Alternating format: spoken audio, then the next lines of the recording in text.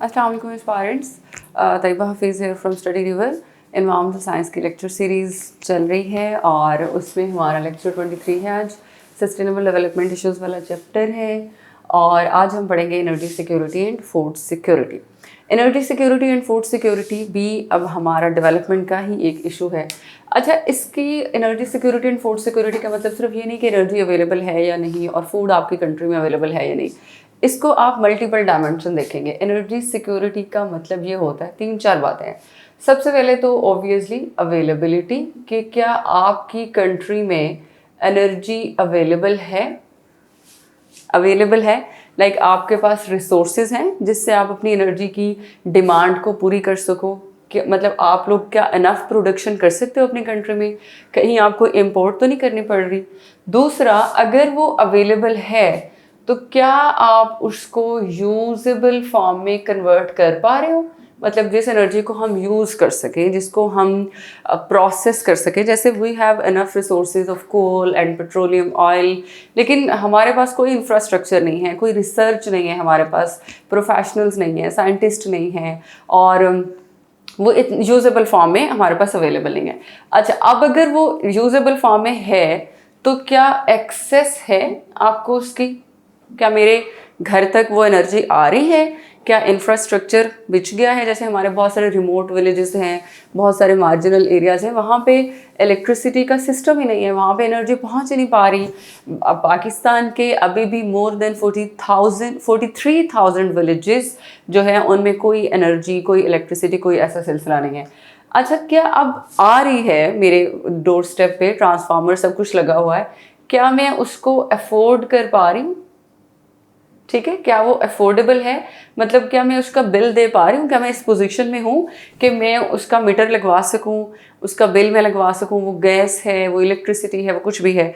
तो इन सारी चीज़ों को देख के फिर हम डिसाइड करते हैं कि आपका कंट्री एनर्जी सिक्योर है या नहीं। Same is the case with food security. क्या आपके यहाँ इनफ प्रोडक्शन हो रही है, क्या आप मार्केट तक पहुँचा पा रहे हैं उसको, क्या उस मार्केट तक कस्टमर की एक्सेस है, क्या उसके पास इतने पैसे हैं कि वो वहाँ से वीट, राइस, इन चीज़ों को परचेज कर सके। ठीक है, जैसे फूड प्राइसेस पे भी इन्फ्लेशन होती है, तो ये सारी चीज़ें फूड सिक्योरिटी में आती हैं। अब इनका सोल्यूशन क्या है? ओबियसली इसका सोल्यूशन है अल्टरनेटिव एनर्जी रिसोर्सेज और इसका सोल्यूशन है सस्टेनेबल एग्रीकल्चर। अगर आपके पास ये चीज़ें अवेलेबल नहीं है तो फिर अच्छा, अब चूंकि हमें इन्वायरमेंट को भी साथ देखना है ना, प्लस इन्वायरमेंट, हमें अपने इन्वायरमेंट को भी ठीक रखना है और यहाँ पे भी इन्वायरमेंट को, तो फिर हम क्या करेंगे, कोल, फॉसिल फ्यूल, पेट्रोलियम ऑयल को साइड पे रखेंगे। हम उन्हें इंपोर्ट करने की ज़रूरत नहीं, हम अल्टरनेटिव एनर्जी रिसोर्सेज पे जाएंगे जिसमें solar energy, wind energy, nuclear energy, geothermal energy, ये सारी आती हैं। इनको डेवलप करने की, इंस्टॉल करने की ज़रूरत है, एक्सप्लॉयट करने की ज़रूरत है, बायोफ्यूल की तरफ जाने की ज़रूरत है, बायोगैस की तरफ जाने की ज़रूरत है। कौन कौन से मॉडल आपकी कंट्री में अप्लाई हो सकते हैं, आपके पास कितने रिसोर्सेज हैं, क्यों हम इसकी तरफ नहीं जा पा रहे, क्या लूप होल्स हैं डेवलपिंग कंट्रीज़ के बजट का, फाइनेंशियल, इंफ्रास्ट्रक्चर, रिसर्च के इशू, प्रोफेशनल्स की कमी, ट्रेनिंग के मसले, करप्शन बहुत ज़्यादा होती है, डिलेड प्रोजेक्ट्स होते हैं जैसे कालाबाग डैम आपके सामने, जो पॉलिटिकल इंस्टेबिलिटी है वो, पब्लिक को अवेयरनेस नहीं है वो, ये सारी चीज़ें काउंटर करती हैं, ये सारे फैक्टर्स करते हैं कि आप सस्टेनेबल एनर्जी सोल्यूशन की तरफ क्यों नहीं जा पा रहे। और अगर आप सस्टेनेबल एनर्जी सोल्यूशन की तरफ चले जाते हैं तो फिर उसके लिए पूरा मॉडल आपको पढ़ना पड़ेगा कि आपको अपने घरों के अंदर उस एनर्जी को किस तरह से इंस्टॉल करना है, आपके जो सिटीज़ हैं, जो आपकी टाउन है, वो किस तरह से प्लान होंगे, किस तरह से डिज़ाइन होंगे जिसमें आप सोलर एनर्जी को इस्तेमाल कर रहे होंगे। नॉट इन सेंस कि आपको फोटोवोल्टिक सेल्स ही लगाने हैं, सोलर पैनल्स ही लगाने हैं, बल्कि आपकी विंडोज़, आपके लॉन, आपके जो लाउंज हैं वो इस तरह से डिज़ाइन हो कि वहाँ पे डायरेक्ट सनरेज आएँ और आपको किसी इलेक्ट्रिसिटी या किसी और चीज़ की ज़रूरत ना हो। इसी तरह एयर कंडीशनर, किस तरह से आप नेचुरल एयर कंडीशनर की तरफ जाएंगे। अब आ जाते हैं हम फूड सिक्योरिटी की तरफ। फूड सिक्योरिटी का सोल्यूशन है सस्टेनेबल एग्रीकल्चर। सस्टेनेबल एग्रीकल्चर का मतलब ये है, अब इसमें बहुत सारी चीज़ें मैटर करती हैं। अगर फूड सिक्योर आपकी कंट्री नहीं है, प्रोडक्शन अच्छी नहीं हो रही क्लाइमेट चेंज की वजह से, जैसे मैंगो की प्रोडक्शन इस साल अच्छी नहीं हुई, वीट की, अगर आप इंपोर्ट कर रहे हैं, प्राइसेस हाई हैं आपकी मार्केट में, यील्ड अच्छी नहीं आ रही, या जो वो जो आपकी ग्रेन फिलिंग या नहीं हो रही, ये चीज़ें मैंने बहुत डिटेल में समझाई हैं क्लाइमेट चेंज वाले चैप्टर में भी और पोल्यूशन वाले चैप्टर में भी, कि ग्लोबल वार्मिंग और क्लाइमेट चेंज की वजह से किस तरह से एग्रीकल्चर के ऊपर इम्पैक्ट आ रहे हैं। ये एक अलग डोमेन है।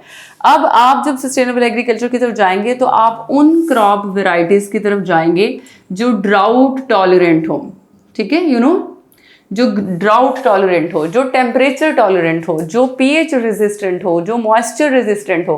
मतलब आपको अच्छा, अब आप किस तरह से जाएंगे? ऑब्वियसली जेनेटिक इंजीनियरिंग के थ्रू, ठीक है, जेनेटिक इंजीनियरिंग के थ्रू आपको इसकी तरफ जाना पड़ेगा।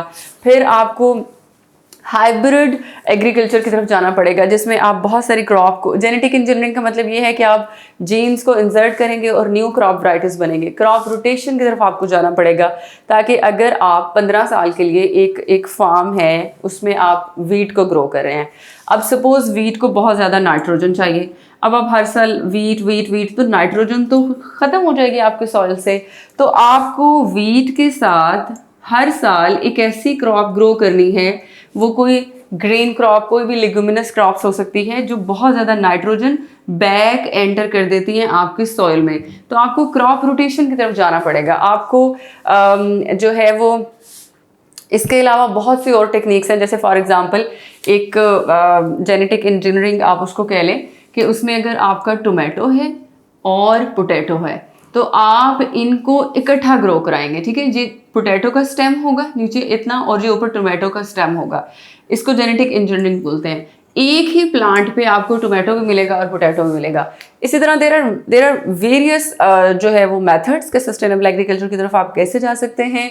बट सस्टेनेबल एग्रीकल्चर एक ऐसा कॉन्सेप्ट है जिसमें आप अपने इन्वायरमेंटल फैक्टर को सामने रखते हुए एग्रीकल्चर करेंगे, ताकि उस इन्वायरमेंट का एग्रीकल्चर के ऊपर इम्पैक्ट ना आए और आपकी कंट्री फूड सिक्योर कंट्री बन जाए। तो energy security and food security was today's topic. Thank you, student. Allah Hafiz. This lecture is just for conceptual clarity and about basic idea. For full session, please contact the number given below.